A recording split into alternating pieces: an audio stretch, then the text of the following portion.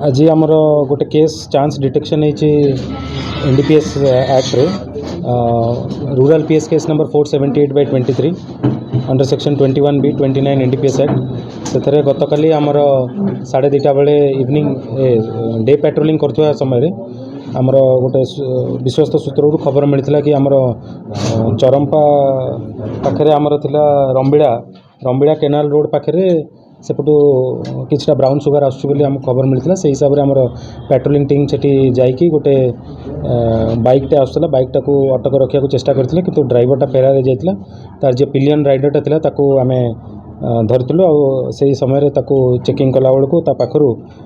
आमको brown sugar मिलता brown sugar total bulk weight जहाँ अच्छी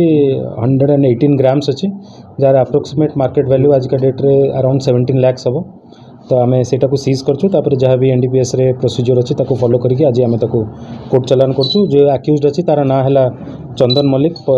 एज है 25 बापा है चगुलू मल्लिक घर बागमरा चरंपा भद्रक ता संगे आउ जड़े भी